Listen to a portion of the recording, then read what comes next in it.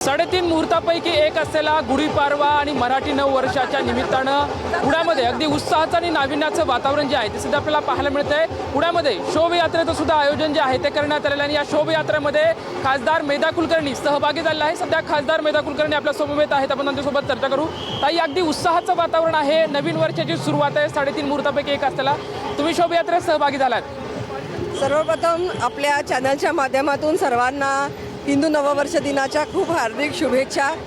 आज गुढीपाडवा हिंदू नववर्ष दिन आपण साजरा करत आहोत आणि ठिकठिकाणी देशामध्ये, महाराष्ट्रामध्ये, आता इथे पुण्यामध्ये आपण बघत असाल तर अशा प्रकारची ही शोभायात्रा निघालेली आहे। अनेक रथ त्याच्यामध्ये सहभागी झालेले आहेत। छत्रपती शिवाजी महाराजांचा रथ असेल, क्रांतीज्योती सावित्रीबाई फुले आणि महात्मा ज्योतिबा फुले यांचा रथ असेल, अनेक रथ या ठिकाणी आलेले आहेत।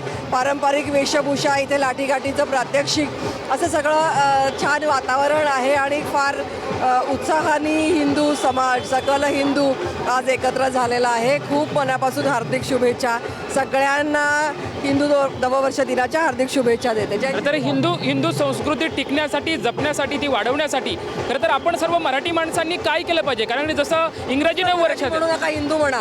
बरं, हिंदू नववर्षामध्ये मराठी भाषेतले जसे हिंदू आहेत तसे इतरही भाषातले हिंदू आहेत आणि आजचा दिवस हा वेगवेगळ्या युगाडी वगैरे अन्य नावांनी सुद्धा आजचा दिवस दक्षिणेमध्ये, उत्तरेमध्ये सगळ्या नावांनी प्रसिद्ध आहे।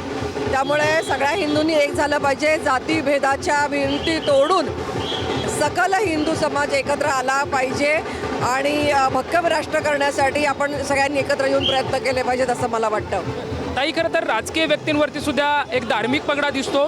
सध्या ते एक नाव चर्चेत येत आहे, ते म्हणजे अशोक खरात यांच्या समवेत खरं तर एकनाथ शिंदे असतील किंवा रुपाली चाकणकर यांच्या सुद्धा काही गोष्टी आढळल्या आहेत सोबतांच्या। तर या सर्व गोष्टीकडे तुम्ही कसं बघता? कुठल्याही प्रकारे अंधश्रद्धा या असल्या नाही पाहिजेत आपल्या। जर का अशा प्रकारे गालबोट लागलं असेल तर ते चुकीचं ठरेल। अर्थातच श्री खरात यांच्याबद्दल मला काही माहिती नाही आहे, कारण की मी अधिवेशनासाठी दिल्लीमध्ये होते, त्यामुळे तो विषय काय आहे याची माहिती घेतल्याशिवाय मी व्यक्त करू शकणार नाही माझं मत। परंतु कुठल्याही परिस्थितीत धर्माला आणि हिंदू संस्कृतीला आणि महिलांच्या चारित्र्याला गालबोट लावलं जाईल अशा प्रकारचं वर्तन कुठल्याही पद्धतीने हे गैरच आहे असं मी सांगू इच्छिते। महिला आयोगाच्या अध्यक्षा रुपाली चाकणकर यांची अशोक खरात यांच्यासोबतची जवळीक, त्यांच्यासोबत असलेले फोटो, त्यामुळे चौकशी निष्पक्षपणे होईल असं वाटतंय तुम्हाला? मी याच्याविषयी माहिती घेऊन माझं मत व्यक्त करीन। त्यांनी राजीनामा दिला पाहिजे या घडीला असं वाटतंय? मी माहिती घेतलेली नाही आहे या विषयाची, त्यामुळे मी माहिती घेऊन मग बोलीन।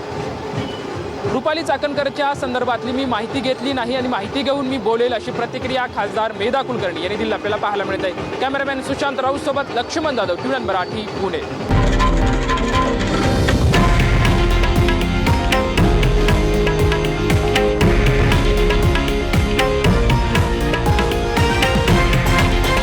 हे आहे देशातील नंबर 1 न्यूज नेटवर्क आणि आपण पाहत आहात TV9 मराठी, एकमेव।